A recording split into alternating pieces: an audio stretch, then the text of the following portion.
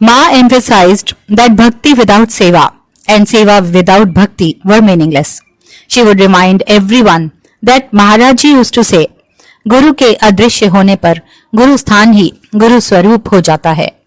When the Guru leaves his mortal frame, his place, his ashram assumes the significance of his form. In time, the ashram in Kainchi came to reflect this. With the exception of a few employees, the entire place was managed collectively by devotees who came whenever they could and performed their allotted tasks with great love.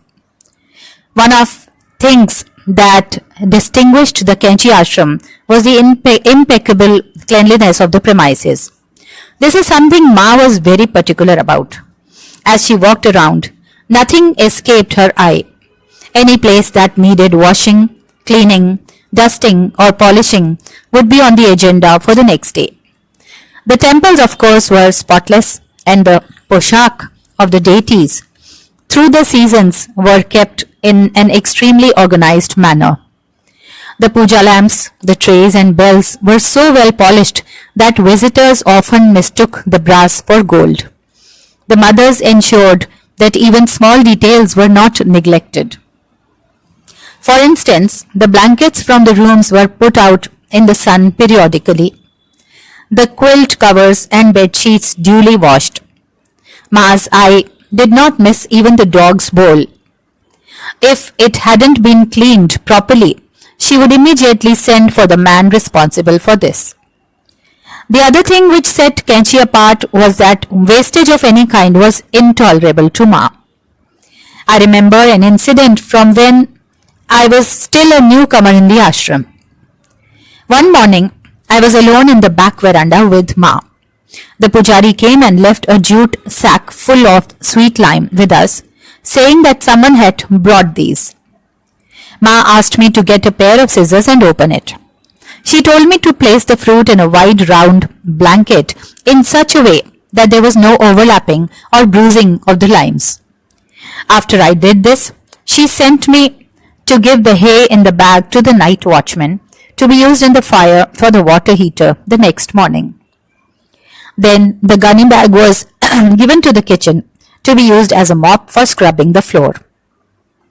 It did not end here. The twine with which the bag had been stitched was neatly rolled up and kept in a cardboard box. This would be used later to tie up the folded mats and rugs when the ashram closed for the winter. This was perhaps my greatest practical lesson in putting everything to effective use. Nothing was to be wasted. After this, Ma reminded me of the photograph of Maharaji kept in Ma's kuti, which shows a tear in Maharaji's eye. She told me that this was when Maharaji had found some rotis that had been thrown away in the ashram, and it had caused him immense pain. Ma quoted him on this. आश्रम में दान का पैसा लगा है. आश्रम में दान का पैसा है. लोग अपना खर्चा कम करके यहाँ दान देते हैं. कभी कोई चीज बर्बाद मत करो. The money in the ashram has been donated by people. They sacrifice their own needs and give the money here. Never waste anything. Over the years, I heard Ma repeat these words time and again. The high level of maintenance and cleanliness in Kainchi was carried out by the Mais. Living in the ashram and devoting themselves wholly to Maharaji's seva were a group of elderly ladies, some of whom had been widowed, some of whom lived in the ashram with their husbands, and all of them deeply devoted to Ma. Dressed austerely in their preferred white dhotis and spending the whole day attending to the needs of the ashram, they were the elderly gopis of Kainchi. So dedicated were they to Ma that they would carry out her wishes even before she had articulated them. Speaking of the Mais, a story comes to mind. During the consecration of Maharaji's temple, when the ashram was full of visitors, the electricity transformer blew out one night. Kainchi was engulfed in darkness, and Ma and Choti Mataji seemed disturbed. I was told that the Mais, undeterred by this setback, procured large quantities of ghee from the store and lit 1,000 or more diyas in the ashram. When she saw the beauty of this impromptu Diwali that had descended upon Kainchi on this holy day, Ma had smiled and told the mice that they had brought Maharaji's prophecy to fruition. Many years ago, he had said, "Mai, देखना, एक दिन यहाँ घी के दिए जलेंगे. Mai, you will see, one day lamps with ghee will be lit in Kainchi."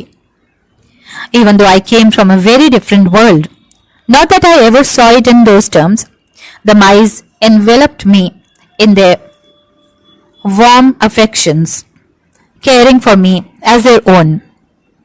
Sometimes I would find that my torn socks had been silently darned and placed on my bed.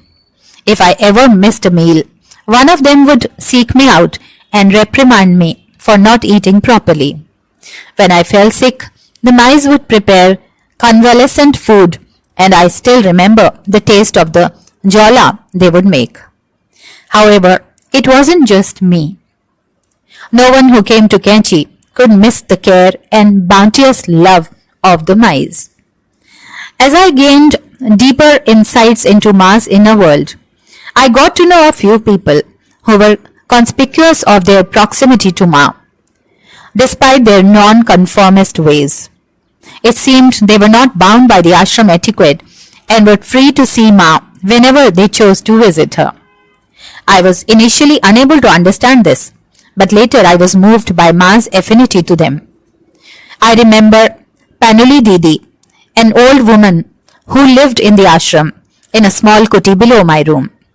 In time, I came to feel that she was a little watchguard for me, shouting out at the slightest noise in the vicinity. Looking out from my window past midnight, I would often see her walking around the inner courtyard, talking loudly, as if in communion with someone else.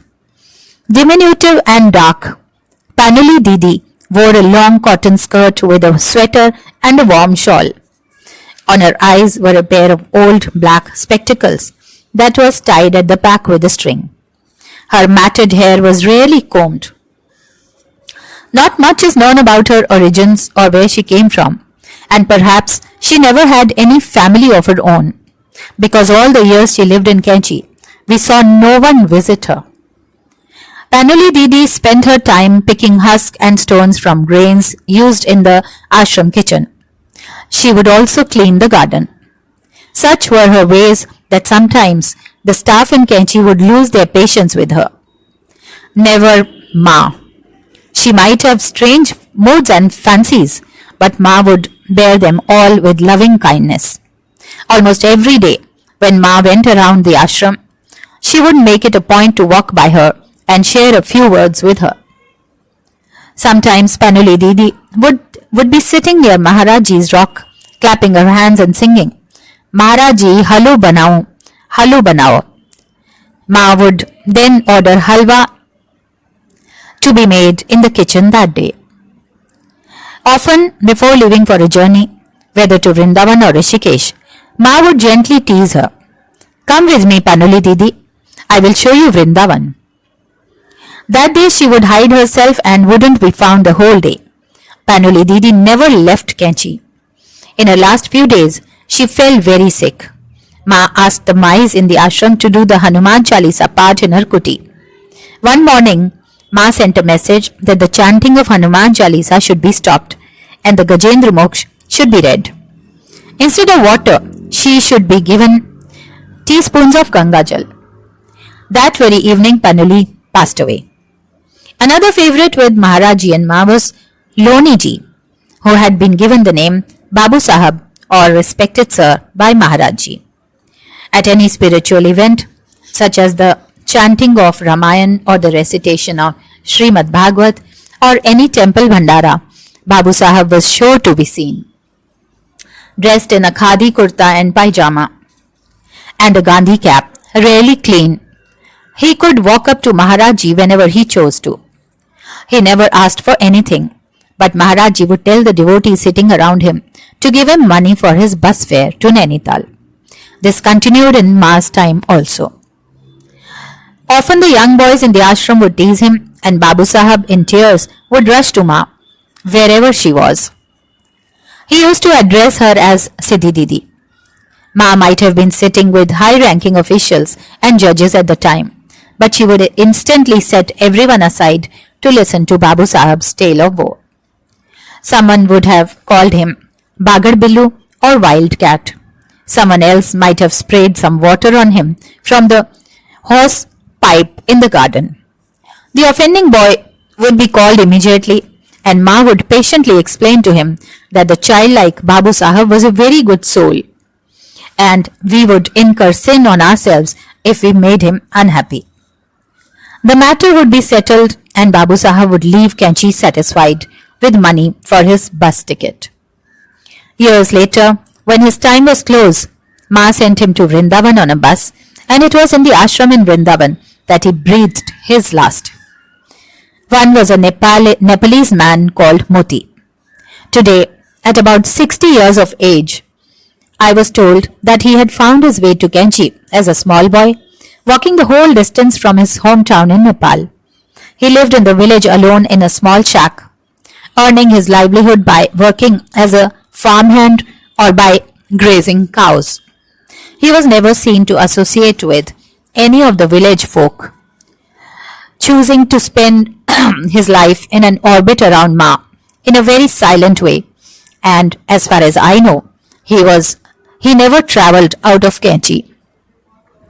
Moti would climb the hills overlooking the ashram with the cows, getting Ma's darshan from there. Occasionally he would come to meet Ma and directly walk into the inner rooms of the ashram. Ma would welcome him as one of her very own. She would have a bag of namkeen or peanuts or even roasted gram saved for him. Every winter, Ma remembered to keep aside 2 sets of woolen clothing, a quilt, and a warm blanket for Moti. These were given to him by Ma herself, as he would not accept it from anyone else. Moti continues to live in the village, and every now and then I meet him outside the ashram. I will never forget that when Ma's last rites were being performed at the Ghat in Haridwar, in that huge crowd, I had seen Moti next to me, his hair dishevelled, his clothes in disarray. He stood in silence, his face wet with tears. Today, as I write these words, I am transported to Kanchi of that time, and I can perhaps see even more clearly that I could then how Ma had a place in her heart for those people who were disregarded by society and who had no place in the world, not loved by anyone. They were loved by her.